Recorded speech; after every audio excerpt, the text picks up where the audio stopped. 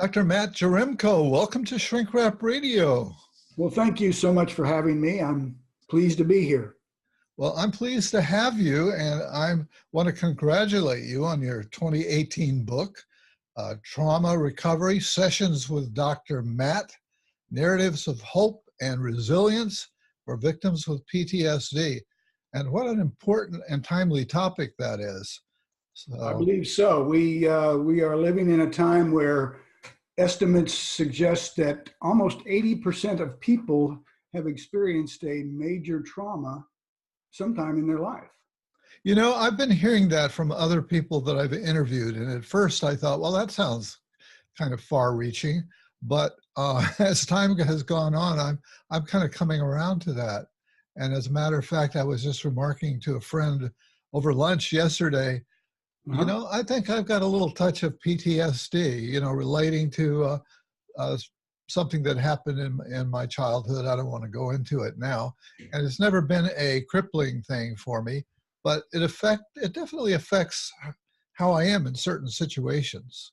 I think that's going to be the point of our interview today, that all of us have these experiences that are perceived as traumatic, and most of us, fortunately, incorporate them into our psychological well-being. Even we become stronger because of them, because they sort of teach us to cope better. Yeah.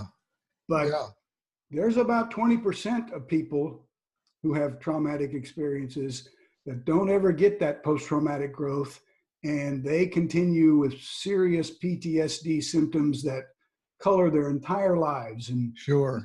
they're reluctant to come out of the closet about that, because it's so, there are a number of reasons, which I'll go into later, about why people are reluctant to examine their trauma experiences when they have PTSD, but they hide that reality and they don't get better. Yeah, so right. We wrote this book for those people.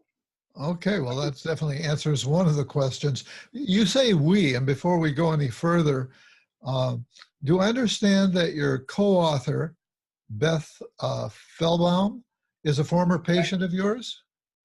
Beth was a patient about 20 years ago now, and she was a childhood sexual abuse victim who I treated, as I said, back in the 1990s. And one of the assignments I gave her during those treatment sessions was, she was such a good writer. I said, why don't you write a book about this? And she did, and it just was an excellent book about a semi-autobiographical piece about a teenager who was sexually abused. And that was such a fine piece of literature, fictional, it was all fictional, but it was based loosely on Beth's life, that I said to her, you know, someday we ought to collaborate. Yeah, and so it came to pass, huh? That's how it came to pass. She wrote 3 more books along the same line with the same character. And after she ended treatment and I retired, she contacted me and said, are you ready to try that book again? Or that book that you suggested, you know, 10 years ago, whenever it was. And I said, well, okay, I'm retired. I have the time. And we recreated the same characters that Beth had in her book, one of which was a little girl named Ashley, who was several years older now, and Dr. Matt, who was Beth's therapist. And we wrote this book in 6-7 months, just came out very quickly. Yeah, that's great. That's great. I noticed that she said that sometimes she refers to you as Dr. Matt and other times as Dr. Jaremko. What are the circumstances between the 2 names and when she uses them? Dr. Jaremko is me, the person that she did therapy with in the 1990s and 2000s. And Dr. Matt is the character in the book that's greatly based upon me and her experience, her perceptions of me. Yeah, yeah. Well, and as you mentioned, her case is kind of handled in the book. Uh, so as further along, you cover 6 cases, and hers is, and I'm going to ask you to talk about 2 or 3 of them. So she Sure. might be one, or maybe you'll talk about the others. Um, Well, she's so, taught. Go ahead. I'm sorry. well, I was going to ask you how you got started working with trauma. Oh, good question. It was back in the early 1980s. I ran a group at a vet center. You know, the VA was setting up vet centers across the United States during those times as military personnel were coming back from Vietnam. And I led a group, weekly group for 3 years at the Memphis Vet Center. And those men, they were mainly men. Every once in a while we'd have a female come in, but those men taught me a lot about the nature of trauma. Stress had been my area of research and clinical activity, but in those days, 1980, there wasn't really very much known about post-traumatic stress disorder. So it was just beginning to be elaborated, and those experiences I had with the combat veterans of Vietnam at the Memphis Vet Center showed me a lot about their strengths and the reasons they failed to access those strengths. Uh-huh. And they are written into this book. Well, that's something we have in common in a way. I did my doctoral intern work over a period of years in 2 different VA hospitals in Michigan, and Wow. and that would have been in the middle to late 60s. Yeah. So, uh, and you know, the title of your book is Sessions with Dr. Matt. That's part of the title, Mm-hmm. and so that almost implies transcripts or something like that. So is this book, does it have transcripts in it, or what? What is the Sessions with about? Okay, great question, because we used a literary technique here called creative nonfiction, wherein we created 6, 7 characters, fictional characters, that Okay. ended up being amalgams of patients I've known through the years, but no case studies per se. We just had half of this book is a novel with fictional characters and their recovery process as they interact with the doctor, the psychologist, in group sessions and in adjunctive family sessions or adjunctive substance abuse treatment sessions. Those sessions are described in the book based upon these 7 fictional characters that Beth and I created. Yeah, well, that's certainly a tried and true approach in this sort of a book. I mean, I know there are a number of other therapy books that I've read over the years that represented a composite of different cases and Right. characters, and was somewhat fictionalized, but was based on actual facts and so on. So you worked with trauma in the VA. Did you, other than the military, did you also during your practice? I understand you're now retired. As quotes, so am I. I say quotes because still pretty busy with this. I bet you are. Yeah. Um, so did you in your private practice, I'm wondering, did you work with other sorts of trauma, or is all of your experience with the military? No, it isn't all with the military. For 25 years, I ran an independent, practice in the Dallas area, and saw probably all kinds of traumatic experiences, or treated people with all kinds of traumatic experiences, from, as I said, with Beth, childhood sexual abuse, sexual assault, spousal abuse, family violence, um, anything from that to somebody being bullied or victimized on the school playground. Yeah, well, So that's a good range. I was hoping that there might be a range here because we'll have people who will be interested in maybe in different parts of that experience in that range. It, sort of in brief, because we'll probably go into more detail as we go along, but in a few sentences, how would you describe your approach? it is a combination of cognitive behavioral Okay. and behavior modification. I rely heavily on, through the years, um, behavior modification procedures to change specific behaviors when a person identifies something like anger outburst as holding him or her back, or um, somebody who wants to increase the rate of reading so that they can go back to college. Those things require specific Huh. traditional BMOD approaches, but the main approach is changing the way the person talks to him or herself about these traumatic Yeah. experiences. So at the same time that I was doing that clinical work with the Vietnam veterans, Don Meichenbaum and I edited a book. We're working together on a book about stress reduction and prevention. And that's where we described most of the procedures that are used in the sessions described by Dr. Matt. Plus, Yeah. there is a strong reliance on a procedure developed by Patricia Resick called cognitive processing therapy that was developed over the last 20 years in the VA system. That is a 12-session structured program that teaches all the skills that people need to know. And then it's the therapeutic process. I want to say one other thing about this. You asked me what my procedures are. It's the BMOD, the cognitive behavioral procedures, but that's all done within the context of the therapeutic relationship, which I think is perhaps the most important part of therapy in my experience.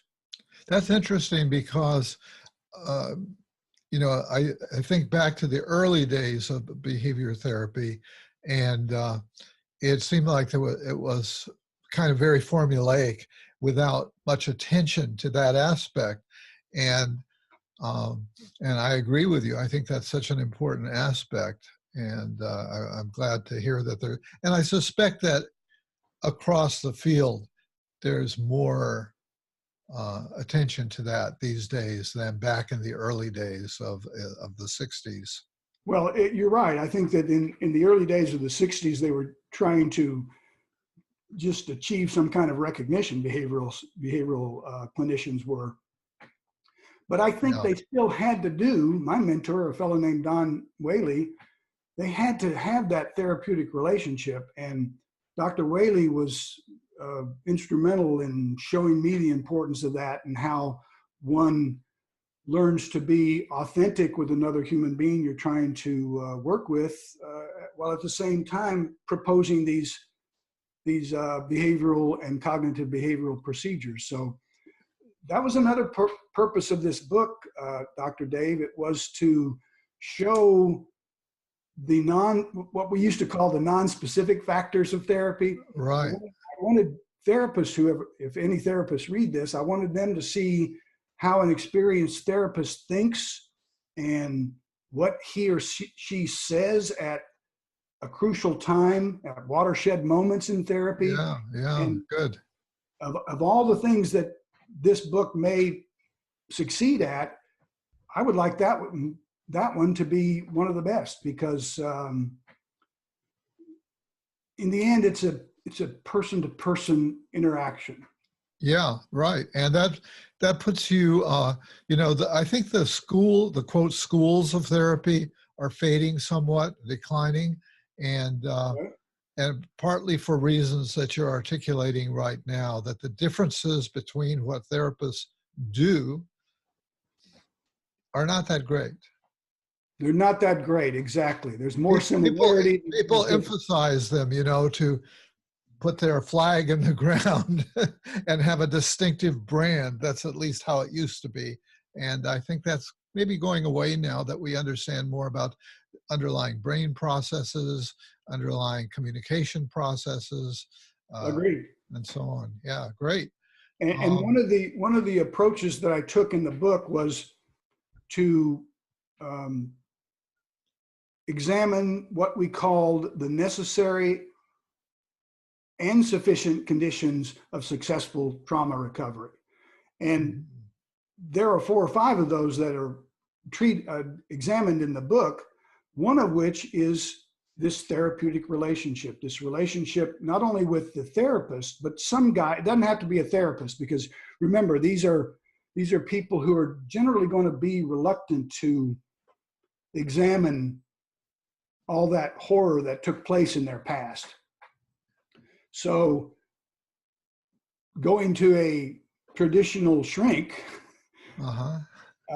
might be aversive to them, but talking to a minister or talking to a mentor or talking to a sponsor or some guide that is aware of the journey that needs to be taken can be just as effective. Not just as effective, because I think you do need a guide. You need an experienced,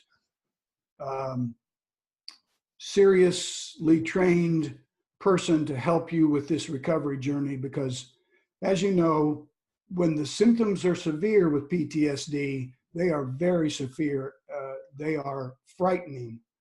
Depersonalization, a lot of sexual abuse victims will engage in self-mutilation, and these things really need the help of somebody who knows what they're doing.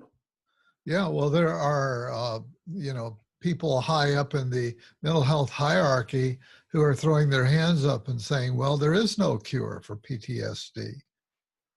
Oh, I do not believe that at all. I think that after reading this book, with the emphasis on the hope subtitle, I hope that people have more hope about this, especially the ones that are reluctant, that are avoiding a more direct examination of the horrors that took place in their lives. Yeah, you know, another hallmark of your approach is that a lot of it's been done in a group format, and so and you have one section in the book, I think, referring to the group approach, which you call building blocks and dynamite. What are you getting at there with the building blocks and the dynamite in the group context? Well, that particular chapter, it describes a group therapy session where all the characters were gathered, and except for one who was not doing well. And this one fella, you enter the group therapy session, and the doctor and the patients are talking about what they're going to do to solve this problem and how they're going to cope with this issue and so on and so forth. They're examining the building blocks of recovery. And then this patient who was absent shows up completely inebriated and in a rage, the way great. A PTSD person can be in a rage. And the doctor is forced to make the choice between calling the police or using it as a learning experience. And I'm not going to say anything more about it, but the dynamite is the explosive nature of not only the person showing up in the inebriated state, but the fact that the doctor tried to show some mercy, so to speak, and that exploding among the other people who said, hey, this is supposed to be a no-brainer. We're supposed to not accept these people. And they didn't accept the drunk person in the therapy session, but those who read that chapter will come to see that even there are things even more powerful than dynamite or explosive situations. Uh-huh. Uh-huh. Now you've been doing this kind of work before you retired for about around 25 years. Uh, and I imagine you must have seen some change over that period of time in the way people thought about PTSD. Do you have a sense of evolution over that period of time? Well, I would say not really, because it didn't really. Of course, in previous military situations, it was called um, Battle fatigue, battle shell fatigue, shock. shell Yeah, shock, yeah, those kinds yeah, of things. right. And I remember as a young psychologist talking to my own father about that. Did you experience any of these kinds of experiences, these kinds of symptoms? This might have been in the early 70s when this was, we as a profession were just starting to learn about or conceptualize post-traumatic stress disorder. And I'll never forget, he said to me, of course, this is a father-son interaction, so it's laden with all sorts of important dynamics. But he said, I have never been the same since. Mm-hmm. And that always struck me, that something happens when trauma hits a person that changes everything. Yeah. And I didn't know really what it was until I was in those group sessions with the Vietnam veterans. And as you know, most of those men volunteered to fight communism, so to speak. They volunteered, especially the first part of the war, before the lottery came on board, because they believed in a patriotic mission. But the way the military structured the tours of duty, just 13 months, and then you weren't there for the duration. And the military procedures that were being used, the combatants became quickly disillusioned about how their service was being used as a political expedient. Yeah, yeah. And they came home to And they instead came of home to to parades and celebration for being, for guarding the homeland, etc. Um, and uh, so this they were spit disillusion. upon and reviled. Yes, they were. And what that did, I thought, as I learned from those men, is it robbed them of their value system. And without a value system, human beings, in my opinion, cannot cope with very much at all. We're pretty wimpy. But with a Yeah, value system, a parent protecting an offspring, or a combatant saving his homeland, we can cope with almost anything. yeah, A migrant walking across Mexico. Can you imagine the kind of stress that those kinds of families are having to deal with? Or oh yeah, yeah. whether, Terrible situation right now. yes, and it's been repeated time and time again that all of these traumatic experiences are coped with because people have an overriding value system that keeps them keeping on. Yeah, another way that I conceptualize that as a quasi-Jungian type person is a story, a guiding myth, but it's really the same notion that you're talking about, that it fits within a larger meaning framework of who we are Well, yes, as and a group. everybody has a narrative about our own life. Sure. And the narrative of somebody going along with their life before trauma might be, hey, I like my life, everything's going great. It's tough sometimes, but I can handle this, and this is going to be great.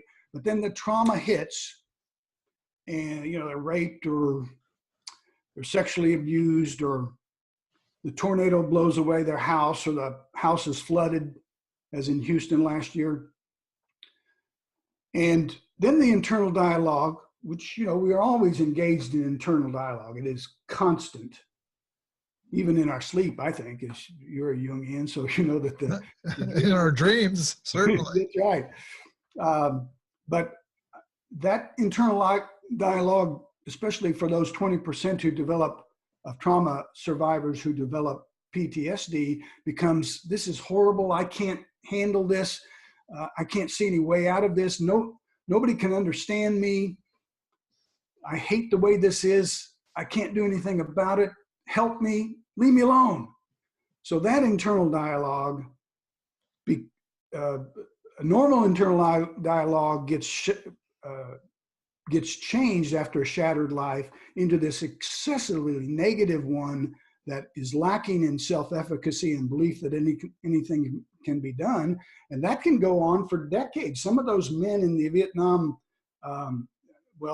any theater of war, that is a major shattering of one's life and one's life narrative. Yes. To see and do what they are forced to see and do. As is, you just think about that. Any kind of traumatic experience just sort of stops life as usual. And unless we can figure out a way to help those people rewrite that narrative, like you said about the mythology, you got to return the mythology to its previous place wherein you were coping and on board with joy. Yeah. Well, as I mentioned earlier, you've got 6 cases that are sort of composite cases, as we were discussing. Yes, sir. And one is called Ashley, who is your co-author, actually. The Road to Patience is Paved with Pain is the subtitle of that section. You've got Ben, A Path Followed Blindly. Felicia, Trust Drowned.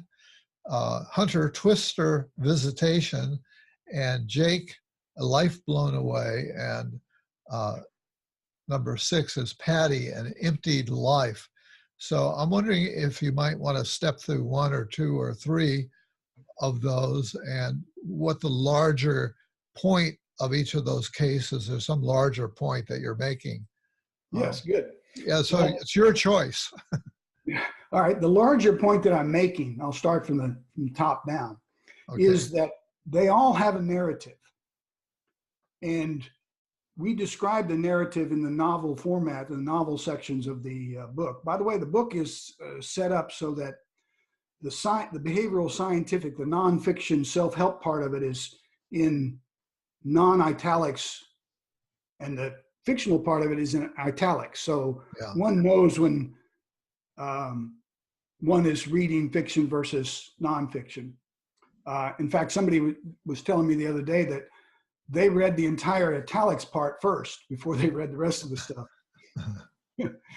And it reads, Beth is such a good writer and was so helpful with the proposals that I made that it reads like a novel that you could just curl up in 2 hours. You're 200 pages into it. You didn't even recognize that you were. But we describe people's narratives, the narratives of those several characters you mentioned. And I'll take one. Let me take Felicia. This is a 34-year-old Hispanic woman who, at age 14 or 15, is swimming in a swimming pool. The home has at their home they have a swimming pool, and she's swimming there by herself. And one of her brother's friends comes and tries to sexually assault her in the pool. And she fights him off, and there's not a crime committed, except that the violation of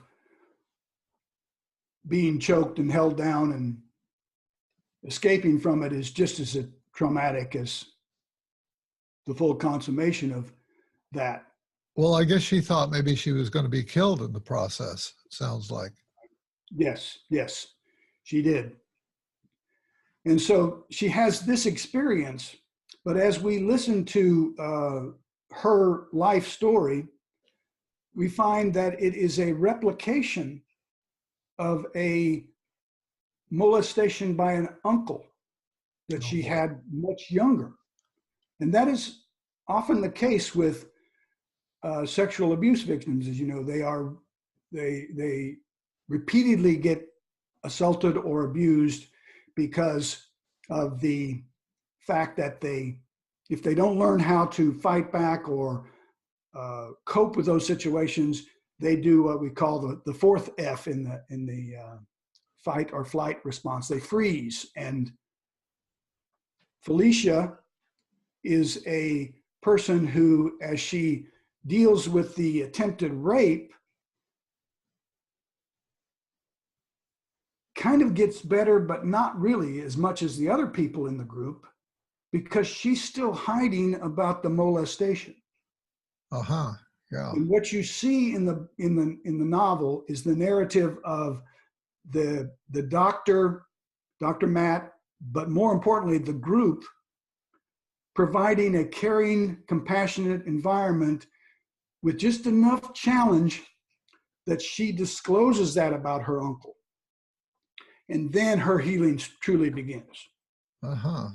So there's an example of how we take the narrative of someone who is not only fooling herself about what's causing her difficulty, she's attributing it to the attempted rape when it's really caused by the molestation.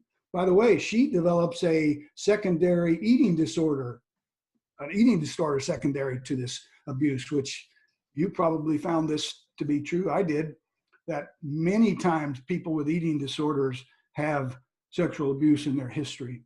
Yeah. Because of the fact that it, just like many people who have alcohol abuse have abuse in their history, because it is such a powerful way to cope with the negativity that the PTSD symptoms constantly foist on their lives. Yeah. Now you've got 6 examples. Felicia's one, and I assume that for each of those specific cases that you go through, there's some larger point that you're making relative to, a certain class of person or whatever. I'm not sure what. What would you say is the larger point of that particular case history?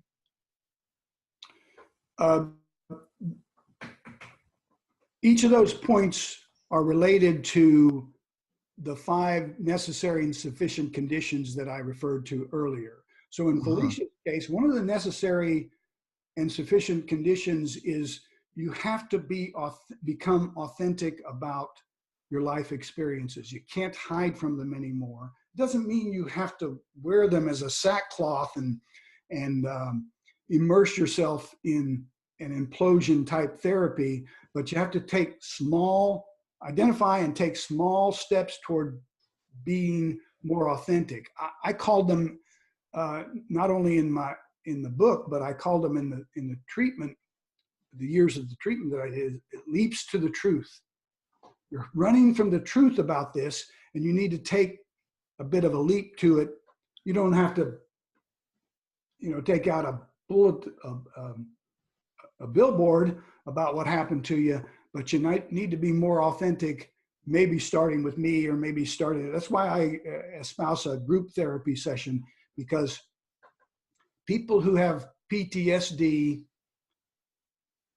do not BS very well. They don't do small talk well at all. They take everything so seriously. And so when they're talking with me or you, somebody that don't identify as a fellow trauma victim, then they see it all as small talk. But when they're talking with somebody who is also been victimized, they don't see anything like small talk. It's all very serious interaction. And especially with those Vietnam veterans, you just could not do anything worthwhile therapeutically until you got that trust. You didn't need to be one of the boys, but I never was one of the boys in that sense because I was not in the military, but I was able to help those men understand each other. And I think that's a second of the necessary and sufficient conditions, that there has to be group support from people that have a similar identity to you. Yeah, we know from 12-step programs that that approach is very powerful. And yet in private practice, I have the impression that over time, groups have kind of gone into decline. Does that fit with anything that you've seen? Not as I many would, private practice people do groups, is what I'm positing. I don't know what the data are, but I did them continuously. I always had a group or two going into which I would feed the people depending upon that I was working with individually, depending upon what stage of therapy they were in, because you can go only so far in this therapeutic relationship one-on-one with the doctor, and then it needs to be generalized out to the rest of your verbal community. And Yeah, so I agree with you that it doesn't seem to be talked about a lot, but I wouldn't be surprised. It'd be a great study. I'm sure it's already been done. There's some data on it somewhere about how many people do conjoint therapy, one-to-one therapy, and are also in a 12-step group or in a Al-Anon group or in even a group therapy with within the doctor's office, like it was with my practice. Be nice to I know what. think somewhere, I must have heard some data. I don't think that I'm pulling it right out of the air, but I might be. Uh, and I noticed you mentioned the word, well, staying on the topic of group therapy. I mean, I think one of the motivations, I'm guessing, for an organization like the VA is that it's more efficient, that you can work with 10 people in a group all at the same time rather than having to do 10 hours, 10 individual hours. So I think it would be cost effective for an organization like the VA. Do you think that might be one of the drivers? It could be, and I've always felt it was a cost-effective way to deliver therapeutic interaction. Um, but timing is very important, as you know. And if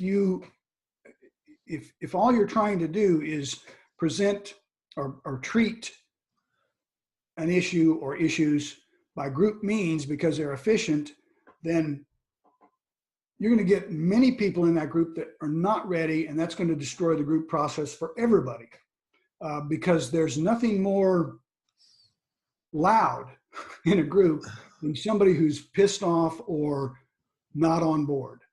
Uh-huh, yeah. Yeah, And definitely. talk about stretching your clinical skills. If you're in a group, if you're leading a group and there's a malcontent in there, that has to be dealt with first. I've Right. always felt that. And Yeah. it is difficult to deal with it. It's very doable to get to the hurt and the pain of somebody in that group, because you know why? Not because we got so much skill at being compassionate, but the other people do. They've been there. Yeah. They've been in Yeah. that position where that guy who is the malcontent now is stuck. And you asked about the other people in the book. There's a fellow named Hunter who was the one who came to the group therapy drunk because he was a Okay. malcontent and he was just going through the motions because the probation office made him come to group therapy sessions. But he was not able to benefit from either the individual work with Dr. Matt, the cognitive processing therapy, or the group work of Dr. Matt's group, because he was still actively abusing alcohol and drugs. And so there's a series in the book, or a section in the book where you describe where his transition into his hitting bottom, as they say in the 12-step program, happens. And Dr. Matt and Dr. Matt's friend, the sheriff, are there to fish him out of the motor vehicle accident that he tried to kill himself in, and contacted the Judicial Substance Abuse Treatment Center and put him into a residential treatment center for offenders. Yeah. And in there, that program, that adjunct treatment, it wasn't the adjunct treatment as much as it was what he needed at that time in order to start benefiting from the work that was being done by Dr. Matt and Dr. Matt's group. So he's in that residential treatment program for a number of years, still coming once a week back to after he gets his levels up to the point where he can have some what do they call those, the privileges? Yeah. Oh yeah, yeah. You mentioned the understanding that group members can bring to it, the empathy, because they've been in that situation. But isn't another advantage too that they can also be pretty confrontive and call the person on, their BS? Exactly. And they do it in a way that is, you and I can't get away with that. Right. I'm particularly proud of a couple of scenes of therapeutic communication where one of the gentlemen, Jake, is a EMT who is having PTSD secondary to his job of cleaning up after a massacre. And he's especially rigid and shut down. And somebody's engaged in the group in some frivolous interchange. And he just goes off on it because it triggered whatever it triggered in him. I think it's explained in the narrative. And the other people didn't pounce on him. They just got with him, got with his inability to tolerate anything other than the total seriousness that his life had become. So I'm really proud of those sections that describe those watershed moments in treatment that can happen because either the doctor's really compassionate or the other people are just the right balance of compassion and confronting. Yeah, yeah. When you were talking about Felicia and afterwards too, the word trust came up. You said something about trust, and in relation to Felicia's case, you subtitle it "Trust Drowned." And so talk a little bit about trust, because I would think that would be a key part of the process. Yes, it is. And that's you're heading in the right direction when there is an increase in the level of trust. Now that can be done, I think, and I'm sure you agree with this with your clinical experience, that can be done in one-on-one situations where it's just about being in that context and only there. And there's no trust that would generalize out to the real world, which is where you basically need it. Yeah. I found that people with these kinds of conditions either trust way too much, trust everybody, and get screwed all the time, or they don't trust at all. And I had this way of illustrating that, this verbal way of illustrating it with people, that I said, listen, trust has a prepositional phrase. Harkening back to their days of learning grammar in grammar school. What does that mean? I trust you to show up on time. I don't trust you to have my checking account number. So specifying the conditions under which trust can take place and when giving trust would be unhealthy is what a good group therapy circumstance teaches better than any one-on-one circumstance. Now, I couldn't ever get people to go into group therapy unless they had trust with me. And that trust is developed by way of the correct ratio of affirmative interactions and confrontive ones, like you were just talking about a minute ago. You can't just be affirming all the time, because people want some feedback. They want some information that they can then use to improve their lives. Yeah, yeah.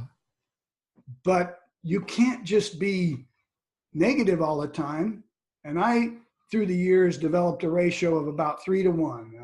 I sort of, every time I wanted to confront someone on something that they were doing that might have been unhealthy, I needed to earn the right to do that by having at least three affirming, authentically affirming social communications with them. Yeah. There's the trick. They have to be authentic, because if you, once That's again, right. That's right. you're inauthentic and blow smoke in the person's direction, they can detect it. Yeah. Easily. Yeah. Well, would you like to do another one of those cases? Let's see. I told you about Felicia And Hunter.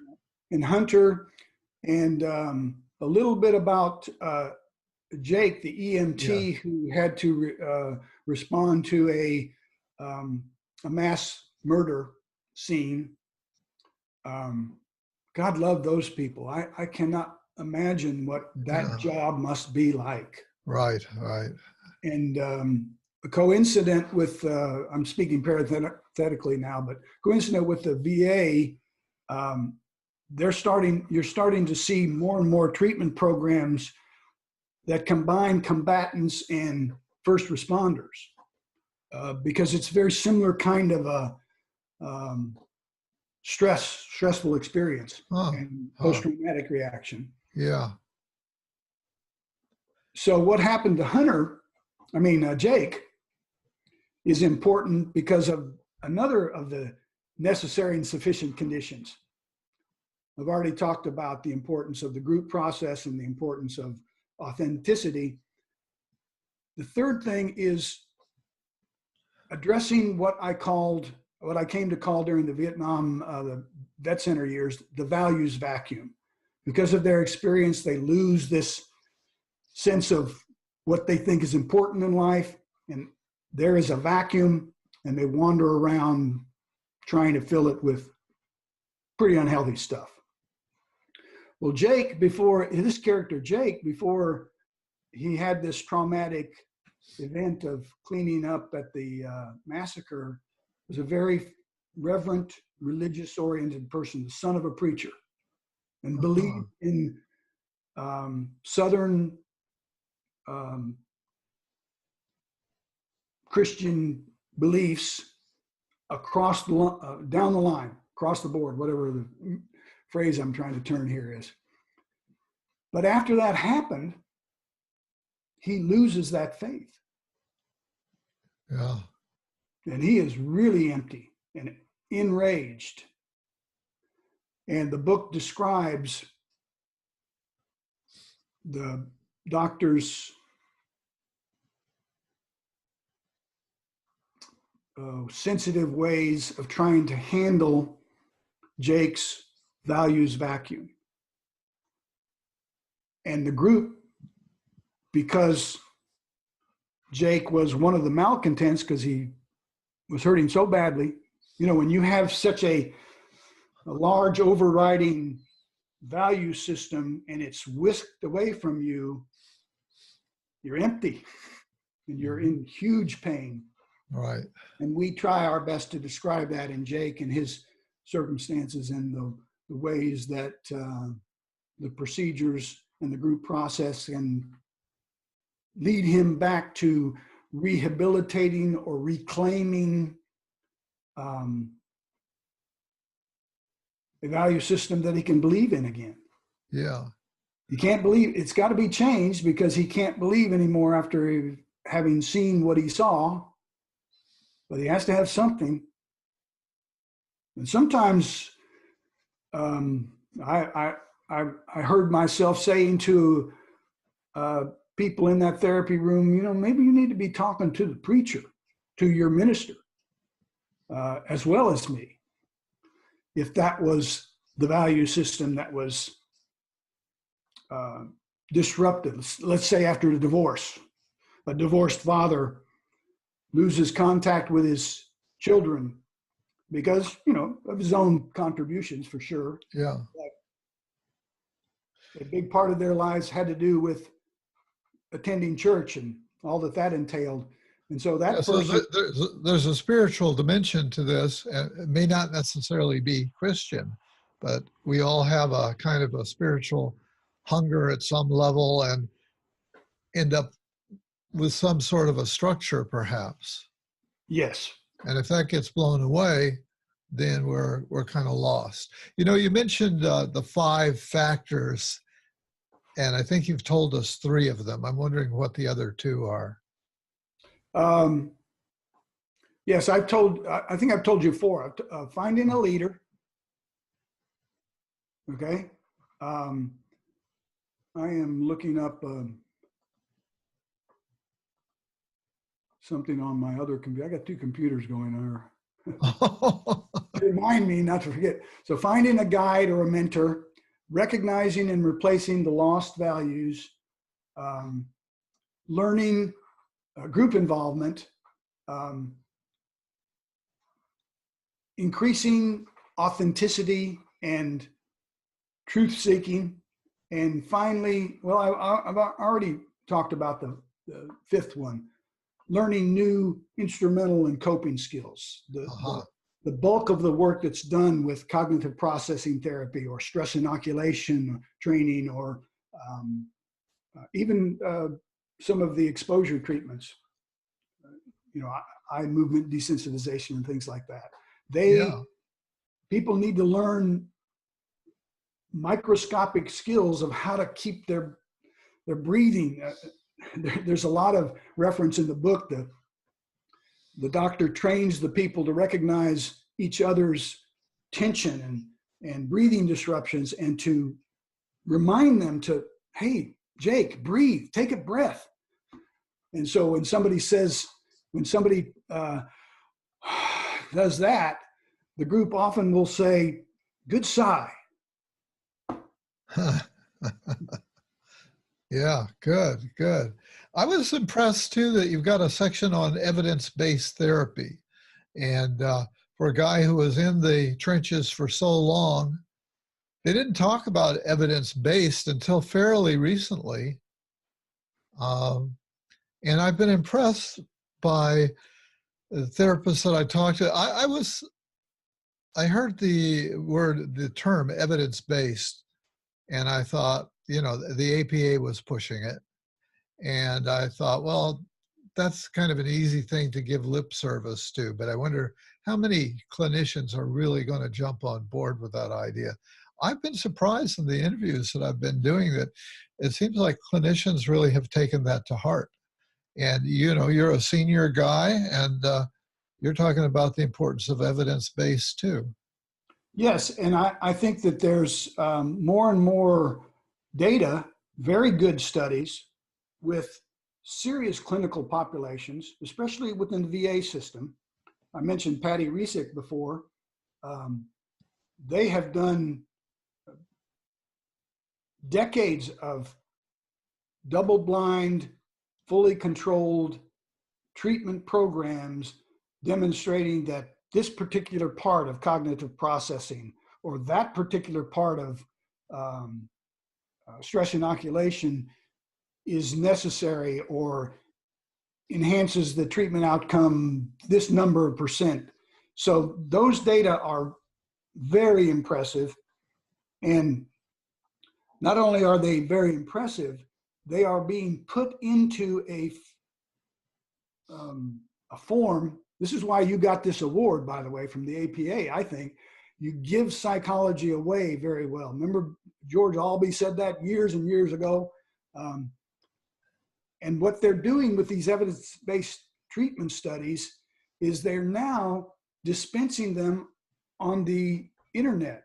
So if you are a person with post-traumatic stress disorder, then you can literally go onto the internet and get cognitive processing therapy delivered to you in the comfort of your home. Yeah, yeah. More and more things like that. Well, you know, we're probably getting at a place where it's about time to start wrapping it up. And I wonder if there's anything that you had hoped to be able to express here that you haven't had a chance to do, or just some kind of final wrap-up statement that you'd like to make. Well, yes, I wanted to focus on or emphasize, just like we were talking about, the evidence-based treatments tell us what to do, but the therapist, the compassionate therapist, does it at the right time and in the right manner so that it has maximum impact. And what are the features of a good therapist? How does one pick a good therapist? How does one find a guide or a mentor that fits for you? And yeah, you have an appendix in the book. Yes, I about do. that. Yeah. I'm really pleased with that section too, because it describes using the technology that Truex and Kharkov developed years and years ago. Yeah, yeah. And identified what are the skills of an effective therapist. So, excuse me, I boil it down to an alliteration. A therapist needs to be truthful, tender, tolerant, and every once in a while tough. Good, good. Well, that's a good wrap-up statement. And that's how I experience you in this dialogue, you know, the way you describe things. You're a Texan, right? Well, Yes, sir, I am. yeah, those sound like a little bit of Texas, I think, in that characterization. And you're a guy who's been in the trenches, even though you weren't in the military. You've definitely been in the clinical trenches with this PTSD work. So, so Dr. Matt Jaremko, I'll call you Dr. Matt, I'll call you Dr. Jaremko. I want to thank you for being my guest today on Shrink Wrap Radio.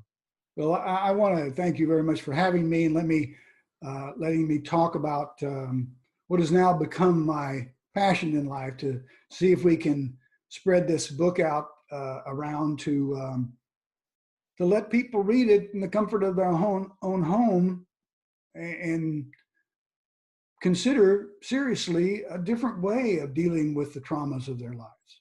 Okay. Well, that's a great wrap up. So we'll end it here. And again, I want to thank you. Dr. Dave, thank you, and keep up the good work, okay? Okay, definitely.